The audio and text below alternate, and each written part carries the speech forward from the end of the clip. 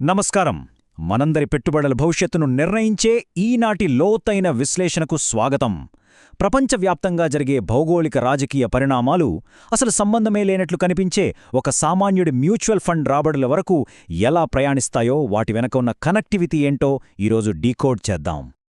ఇక దీనికోసం మనం తీసుకుంటున్న ఆధారం ఆగస్టు 11 నాటి ప్రూడెంట్ మార్నింగ్ కాఫీ రిపోర్ట్.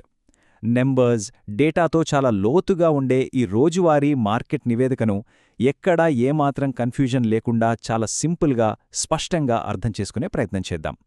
సరే, ఆలస్యం చేయకుండా అసలు విషయంలోకి వెళ్దాం. ఈరోజు మనం ప్రధానంగా 6 అంశాలను కవర్ చేయబోతున్నాం.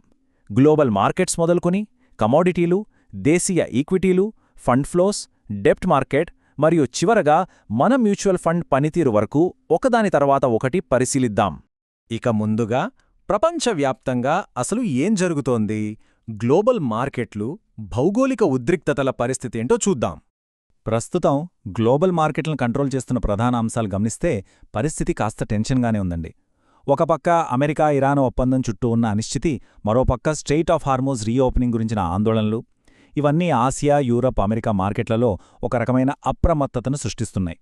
దానికి తోడు అమెరికా ద్రవ్యోల్బణ డేటా ఎలా రాబోతుందో అన్న అంచనాలు మార్కెట్లను నిలువరిస్తున్నాయి.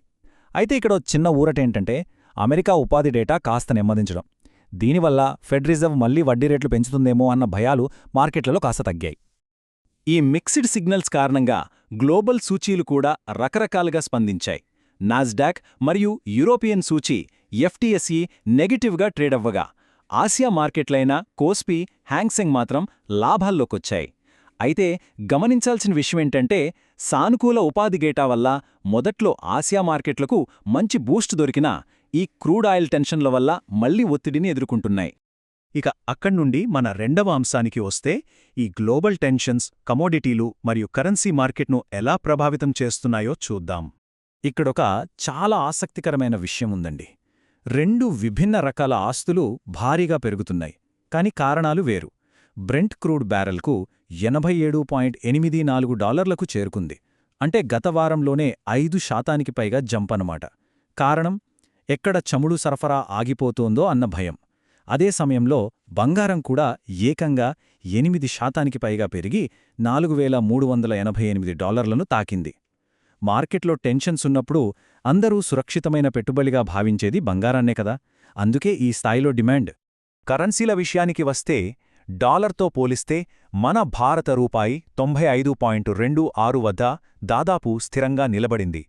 ప్రపంచవ్యాప్తంగా క్రూడాయిల్ మండిపోతున్నప్పటికీ రూపాయి పడిపోలేదంటే దానికి కారణం రిజర్వ్ బ్యాంక్ ఆఫ్ ఇండియా ప్రభుత్వ బ్యాంకుల ద్వారా డాలర్లను విక్రయించి రూపాయిని బ్యాలెన్స్ చేసిందని రిపోర్ట్ స్పష్టం చేస్తోంది.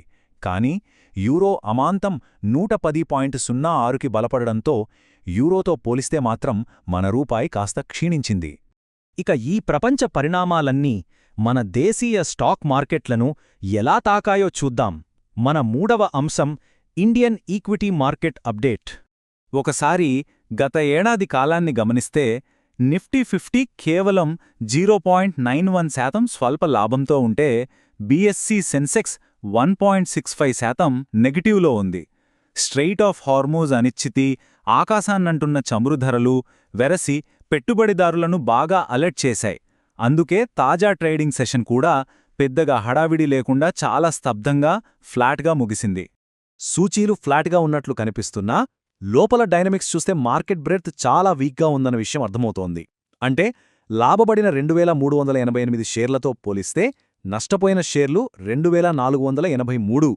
ఏవి పెరిగాయి, ఏవి పడ్డాయని చూస్తే రియాలిటీ, కన్జ్యూమర్ డ్యూరబుల్స్ రంగాలు కాస్త పాజిటివ్గా ఉంటే యుటిలిటీస్, బ్యాంకెక్స్ రంగాలు నష్టాలను మూటగట్టుకున్నాయి. సరే, మార్కెట్లు ఇంత స్తబ్దంగా ఉన్నా నిలబడుతున్నాయంటే ఎవరు కారణం?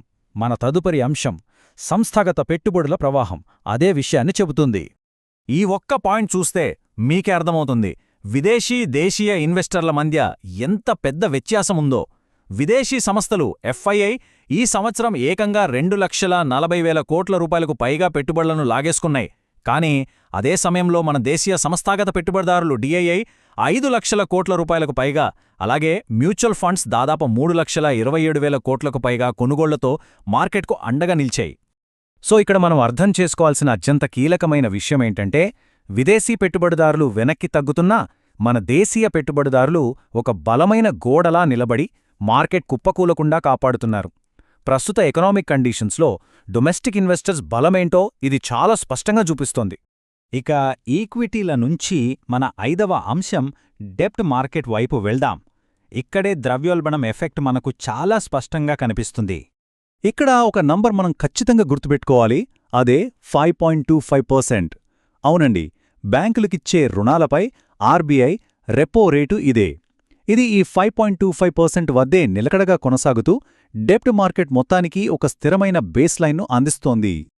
అయితే మరో అంకె కూడా అందర్నీ ఆశ్చర్యపరుస్తోంది. అదే 14.7%. జులై నాటికి మార్కెట్లో మనీ సప్లై సంవత్సర ప్రాతిపదికన ఏకంగా 14.7% పెరిగింది. దీనికి తోడు కమర్షియల్ సెక్టర్కు బ్యాంక్ క్రెడిట్ కూడా 18.8% గ్రోత్ చూపించింది. అంటే ఏంటి? మన ఆర్థిక వ్యవస్థలో వ్యాపార కార్యకలాపాలు చాలా బలంగా జరుగుతున్నాయని దీనర్థం. ఇదే సమయంలో ఇండియా, అమెరికా జులై ద్రవ్యోల్బణ డేటా కోసం మార్కెట్ వెయిట్ చేస్తుండటంతో బాండ్ ఈల్డ్స్ చాలా జాగ్రత్తగా అడుగులు వేస్తున్నాయి. ముఖ్యంగా 10 సంవత్సరాల బెంచ్మార్క్ ఈల్డ్స్ స్వల్పంగా పైకి కదిలి 6.77%కి చేరుకున్నాయి. ఇక ఇదంతా ఒకెత్తైతే ఈ మ్యాక్రో ఎకనామిక్ జిమ్నాస్టిక్స్ అన్నీ ఒక సామాన్యుడి మ్యూచువల్ ఫండ్స్ మీద ఎలాంటి ప్రభావం చూపించాయో చూద్దాం. మన ఆఖరి అంశం మ్యూచువల్ ఫండ్స్ పనితీరు.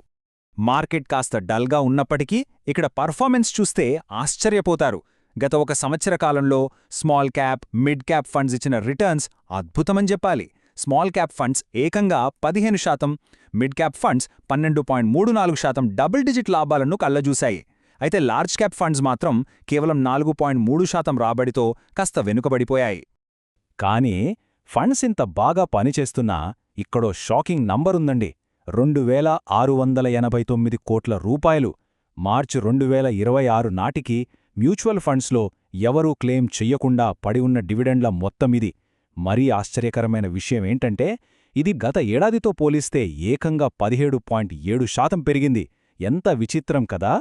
సెబీ డిజిలాకర్ ఇంటిగ్రేషన్ ద్వారా, ఇలాంటి పనుల ద్వారా ఈ డబ్బును సరైన వాళ్లకు చేర్చడానికి గట్టిగానే ప్రయత్నిస్తోంది.